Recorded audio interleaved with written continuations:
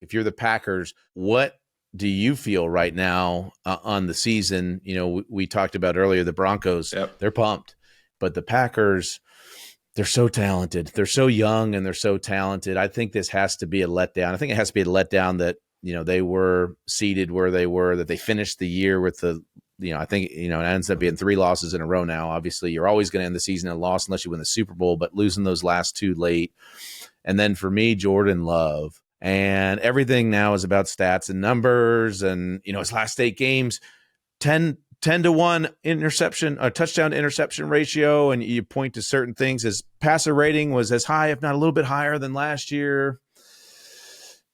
My thing with Jordan Love, and you just have to ask yourself, if you're a Packers fan, you know, if you're in that locker room, do you have the belief like the Commanders do right now in Jayden Daniels? Do you have the belief in Jordan Love when you're down a score in the 4th quarter and you have the ball and you have to go down and score a touchdown? Do you have the belief that he's going to do it? Yeah. And right now, my answer is I don't know. You know, and he still has room to grow, and there's some amazing things that he does. And I love LaFleur and what he does. Josh Jacobs had a sensational year.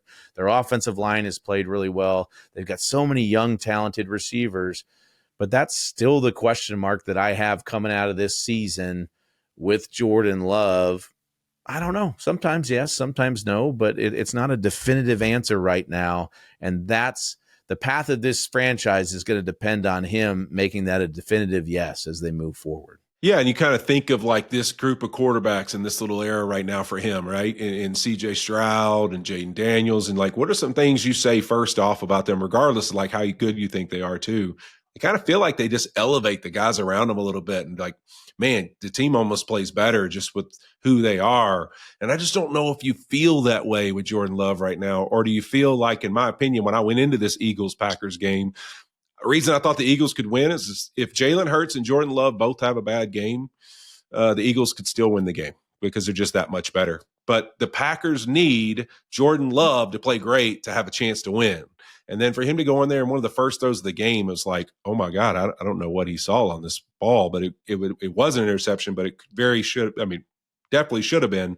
I was like, oh no, like if he's going to see it like that, they're in a lot of trouble from the jump. And that story kind of continued throughout the game. And so I think that's the thing, is a lot of cool stats, a lot of success that's been had in a great situation. You feel great about Josh Jacobs and the running game they've built around this, but going into the offseason, how do we get Jordan Love to this place where we feel like, all right, he almost brings the expectations up, rather than do we kind of like sit around and wait to see what we're going to get out of him each and every week? Yeah, and he's going into his now 3rd year of playing. So there's time for growth there. You hope to see it, but I think we got to start seeing it soon with him and starting to get that unwavering belief and confidence in him at the end of the games. Yeah, 3rd year playing, but not 3rd year in the league. So it's a big difference in the how fast it's got to move. For sure. And just good segue to this next quarterback. My God, Jayden Daniels. We don't need any more time. It doesn't make sense to me. Even watching the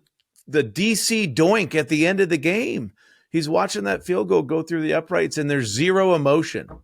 I mean, the man is an absolute killer. He got put in so many situations where they had to have it on 3rd and then especially on 4th down, and he just continued to do it over and over and over again. Even on the last drive, I thought it was so cool. You know, you love listening to these guys after the game. Terry McLaurin after the game, they had the ball.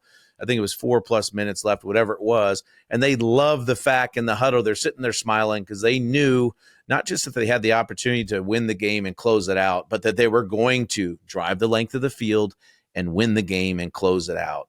So cool. They've done it so many times on the last play of the year, and the poise that this kid shows, even on that last drive, he threw an in-cut on 3rd down at the beginning of maybe his 1st or 2nd 3rd down of the drive, where you're just looking at him like, I mean, to be able to read the field, to see what he saw, the accuracy, the calmness in the pocket, he's absolutely amazing. I think I'm running out of words to describe like how poised this kid is. He is. He's exactly what I just talked about, his ability, that it's not just how good he plays, but it just feels like he elevates the expectation level of everybody around him. You look in this game, Fitz, he was 9 of 15 for 108 yards and 2 touchdowns on third and fourth down dropbacks, picking up 8 first downs in that. So, I mean, absolutely ridiculous in the big moments. When you need it, you have to have it.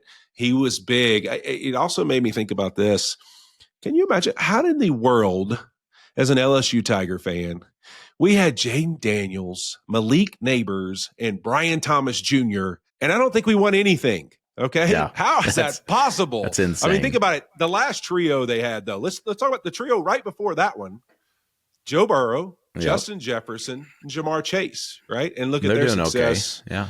It's making me, I don't know. Now it's making me worried as a Tiger fan. We got to do more if we got that. But unbelievable performance from Jayden Daniels, man. I'm excited to see if he can make some noise going into Detroit.